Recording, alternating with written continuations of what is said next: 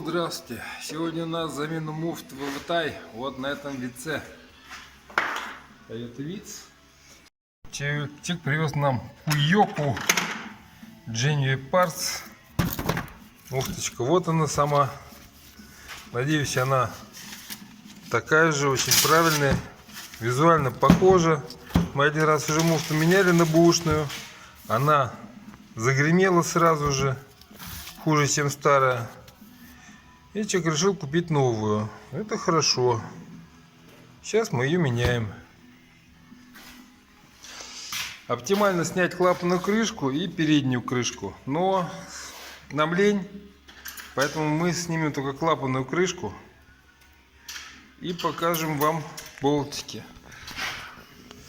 Вот тут вот видите, вот он, это болтик натяжителя цепи. С его помощью, по-моему, это он. Да, его надо выкрутить, и он даст натяжитель цепи поджать и ослабить цепь, чтобы потом не было мучительно больно и кучу геморроя по натяжке цепи делать.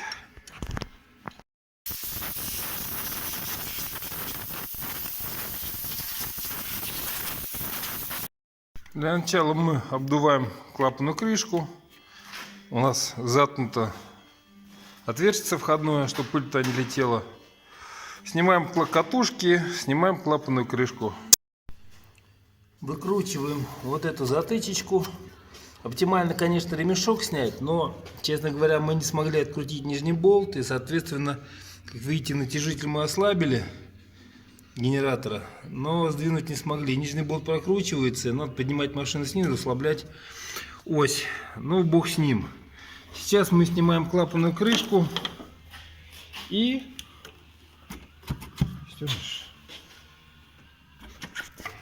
приступаем дальше. Ну, муфточка отмылась. Тут вообще все хорошо. Да. Нам нужно отвернуть вот этот болтик. Чтобы отвернуть болтик, нам надо отвернуть раз болтик, два болтик. И все.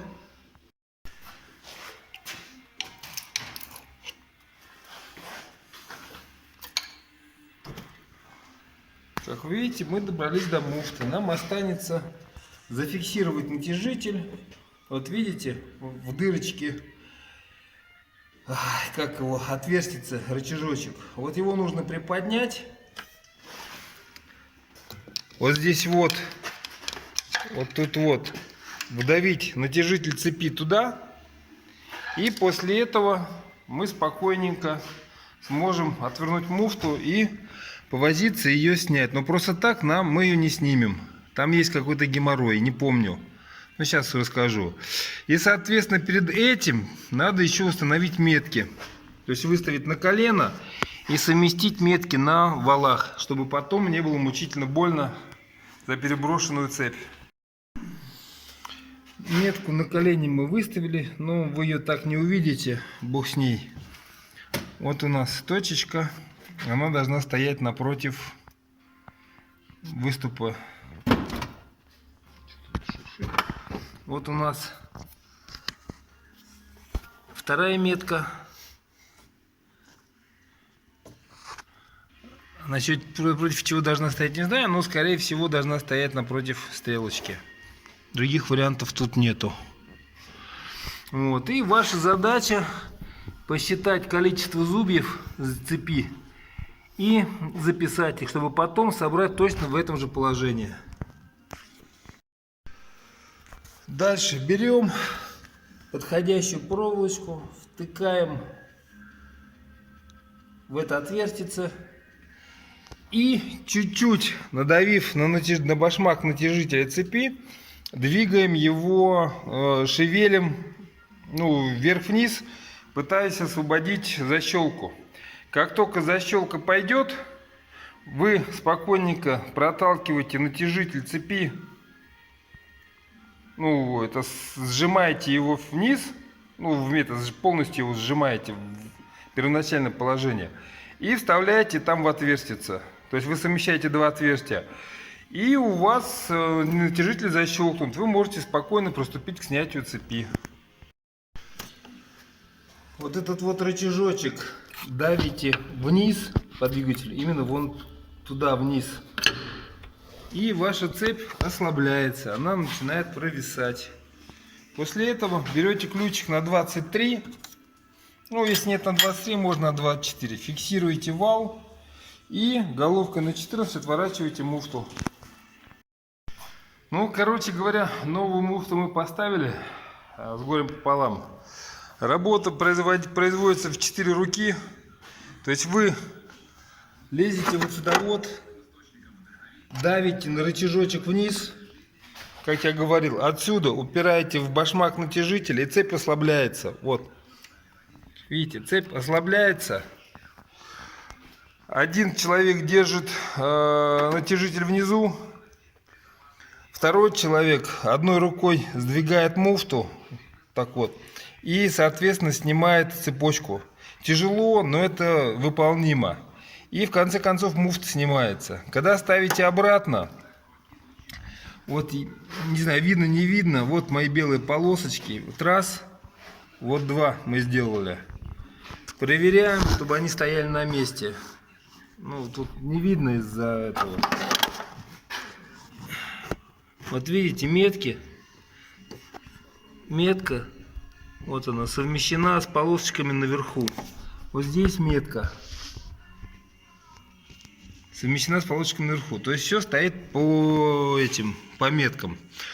Самое главное, когда будете одевать муфту, вот это вот отверстие должно попасть на шпонку на валу. То есть вы накинули сначала вот эту часть цепочки левую, ну вернее то, что ближе к моторному щиту, накинули, зацепили, протолкнули муфту, одели, после этого крутите вал туда-сюда ключом и понимаете, что муфта садится до конца, практически вот до этого момента. То есть она должна стоять чуть-чуть вот не это по срезу. А где крышка?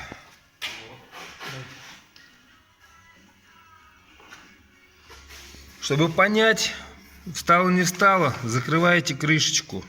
Видите, зазорчик есть, значит муфта дома. Все. После этого моментом затягиваете ключ, эту муфту. Ключик держите вот здесь, вал, и крутите гайку. В момент затяжки смотрите в мануале. Очищаем старый герметик. Далее берем незнакомый ключик и затягиваем муфту в VTI.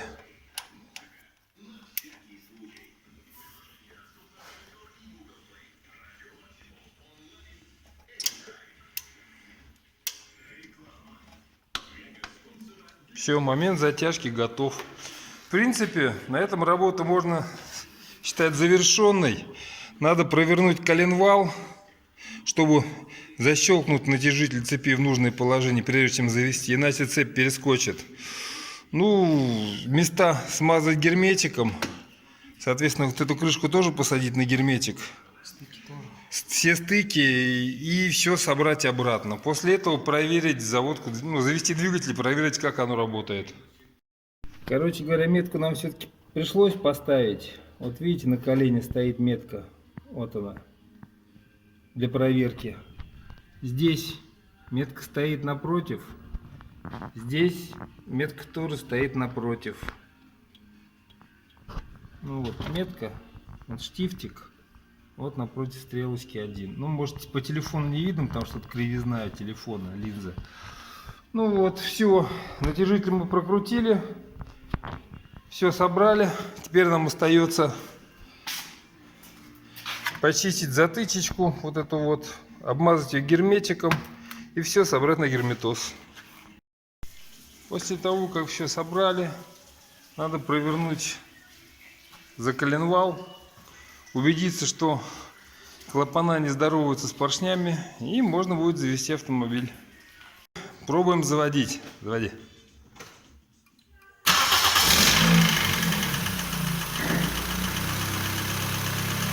Вот, чуть постукивает.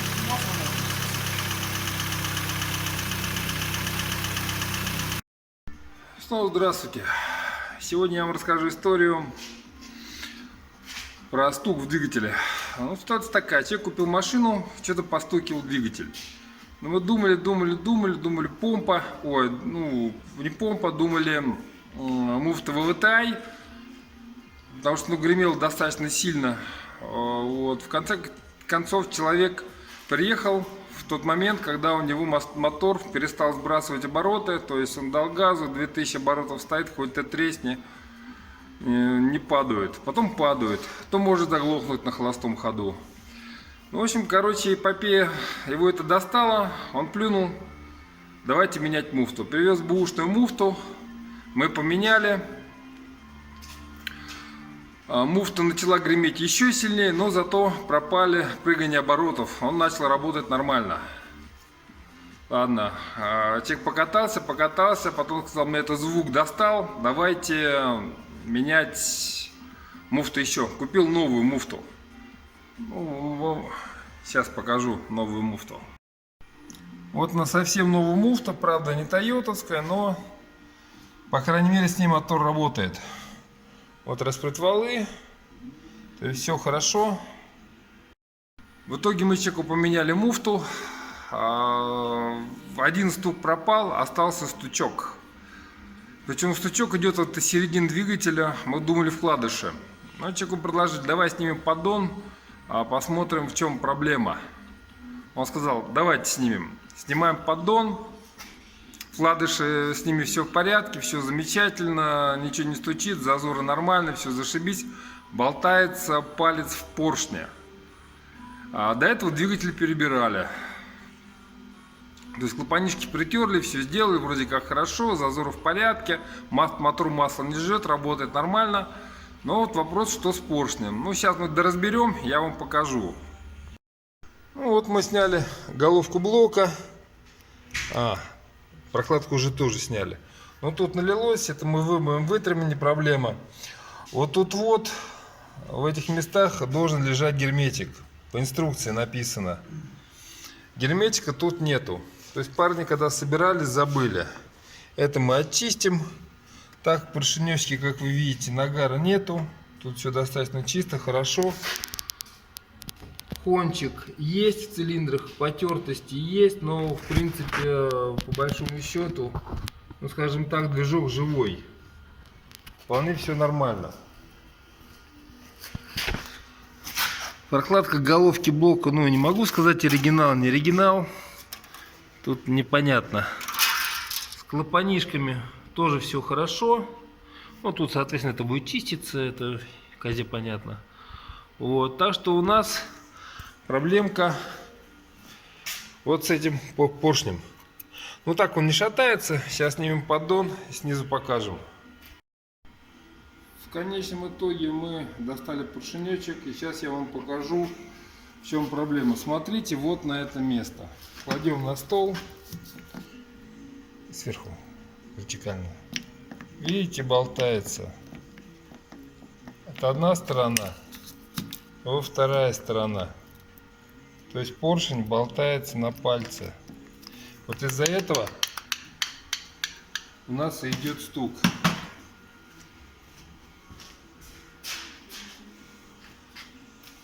У нас есть другой поршень. Вот стука, вот этого нет. И нет вот этого болтания. Вот здесь вот вы видите, то есть оно вот так вот вверх-вниз он болтается, так и должен. А вертикальной оси вот так вот, он не болтается. А здесь он у нас болтается и так, и вот так, что заметно по вот этому месту.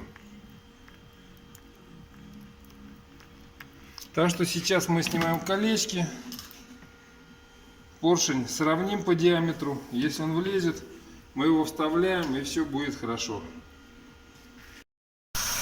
Ну все, моторчик мы завели, он работает.